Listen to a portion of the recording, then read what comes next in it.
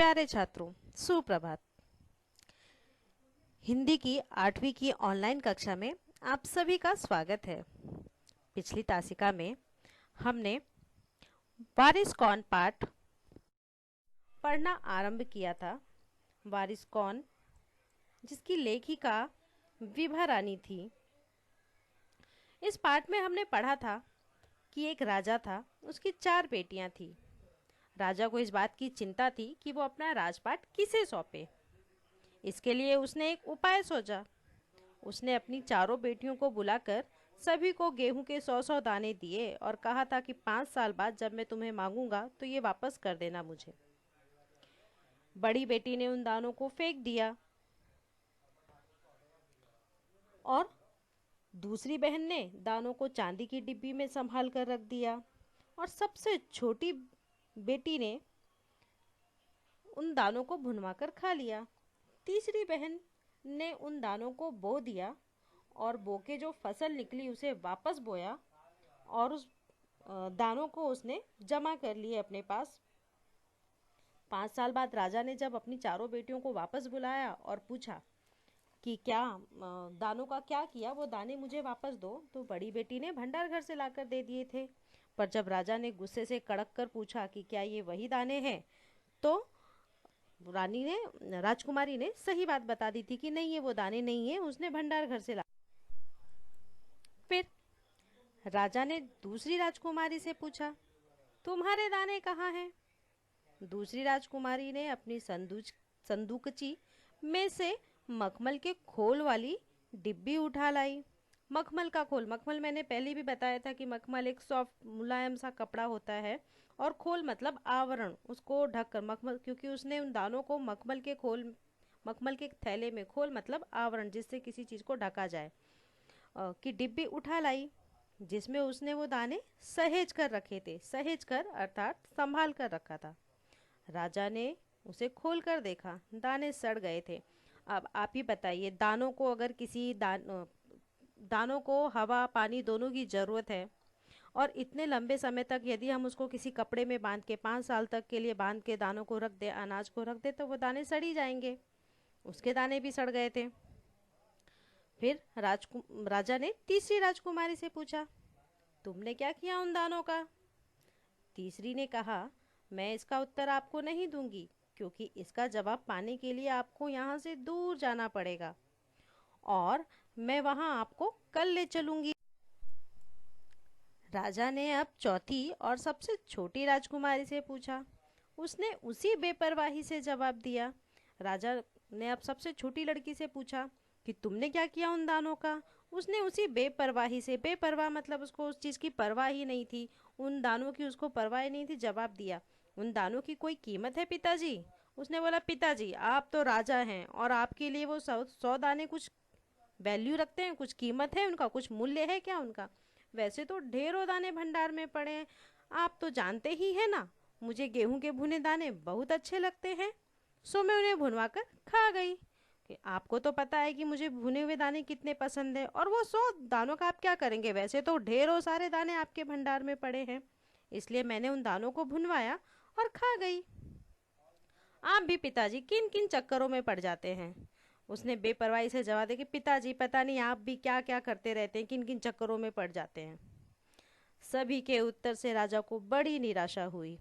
सभी के उत्तर सुनकर राजा को बड़ी निराशा हो गई। चारों में से अब उसे केवल तीसरी बेटी से ही थोड़ी उम्मीद थी। उम्मीद अर्थात आशा थी, क्योंकि अभी तक तीसरी बेटी ने नहीं बताया था कि उसने क्या किया। तो अब जो थोड़ी सी उम्मीद, आशा, होप जो राजा के पास बची थी, वो उसकी तीसरी बेटी से ही थी।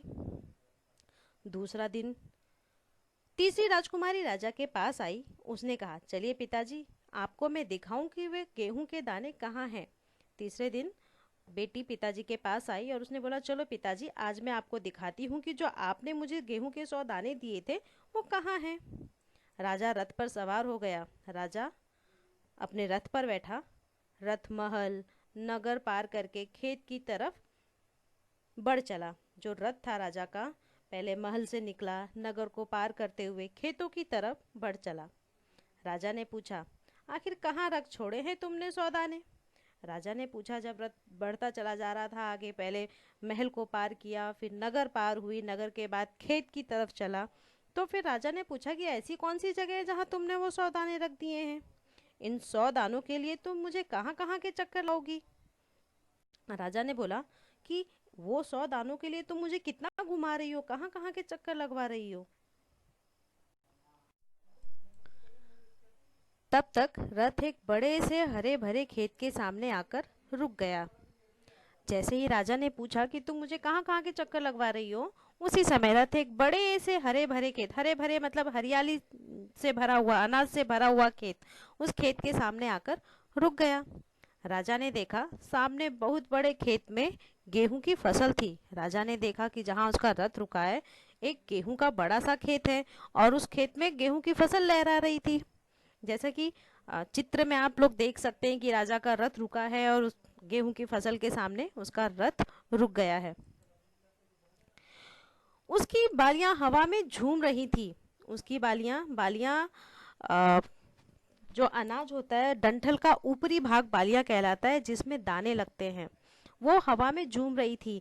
वो डंठल जब अनाज पक जाता है तो जो बाली वाला पोर्शन होता है, जो भाग होता है, वो थोड़ा भारी हो जाता है, तो हवा के संग वो, जिस तरफ हवा का रुख होता है उस तरफ हवा के संग वो झूमने लगता है, गिरने लगता है। ऐसा लगता है मानो कोई चादर लहर रहा हो। जब कोई फसल, अगर आप लोगों ने देखी हो पकी हुई फसल और वहाँ हवा बह रही हो, तो एक साथ लहरते हैं, मानो ऐसा लगता है कि कोई चादर लहर रहा है, जैसे फसल की एक चादर सी बिछ गई हो और उसमें भरे हुए दाने रहते हैं। जब वो आपस में टकराते हैं तो एक मध्यम सा, एक बहुत ही सुंदर सा ऐसा प्रतीत होता है, मानो कि वो कोई गीत गा रहे हो। राजा को भी वही प्रतीत हुआ कि मानो वो जो फसलें हैं, वो जो बालियां झूम रही हैं और राजा को कोई खुशी भरा गीत सुना रही हो। राजा ने हैरानी से राजकुमारी की ओर देखा। राजा ने आश्चर्यचकित होकर हैरानी से राजकुमारी की ओर देखा। राजकुमारी ने कहा, पिताजी, ये हैं वो 100 दाने जो आज लाखों लाख दाने के रूप में आपके सामने हैं। कि पिताजी, यही हैं वो 100 दाने जो आपने मुझे दिए थे, और देखिए आज वो लाखों लाख दानों के रूप में आपके सामने मौजूद हैं। मैंने उन 100 दानों को बोकर इतनी अधिक फसल तैयार की है कि मैंने उन 100 दानों को बो दिया था, और उन दानों से जो दाने निकले उनको फिर से बोकर मैंने इतनी बड़ी, इतनी अधिक फसल तैयार की है। राजा ने उसे गले लगा लिया। गले लगाना अर्थात प्यार से मिलना। राजा ने उसे प्यार से अपने गले लगा लिया और कहा, अब मैं निश्चिंत हो गया। और राजकुमारी से कहा कि अब मुझे किसी बात की चिंता नहीं है, अब मैं निश्चिंत हो गया, मेरे अंदर कोई डाउट नहीं है, कोई कन्फ्यूजन नहीं है। तुम ही मेरे राज्य की सच्ची उत्तराधिकारी हो, क्योंकि मुझे ये ज्ञात हो गया है कि तुम ही मेरे राज्य की सच्ची उत्तराधिकारी हो। उत्तराधिकारी मतलब वारिस हो, जो उस राज्य को संभाले, जिसके ऊपर उस पूरे राज्य की जिम्मेदारी हो। तो तीसरी राज तीसरी राजकुमारी ने अपने कर्म से, अपनी बुद्धिमत्ता से ये साबित कर दिया कि वो सच्ची उत्तराधिकारी है। बच्चों, हमें यही सीख मिलती है कि अगर हमें उत्तम फल प्राप्त करना है तो जो भी संसाधन है और समय है उसका सदुपयोग करना ही है, और जो ऐसा करता है वही जीवन में सफल होता है, जैसा कि तीसरी राजकुमारी ने किया। तो मुझे उम्मीद है कि आप सब लोग भी इस पाठ से सीख जरूर लेंगे, और आपके पास जो भी साधन है उसका अ, अच्छे से उपयोग करना सीखेंगे। सही समय का उपयोग करके, साधनों का सदुपयोग करके जीवन में आगे सफल होंगे।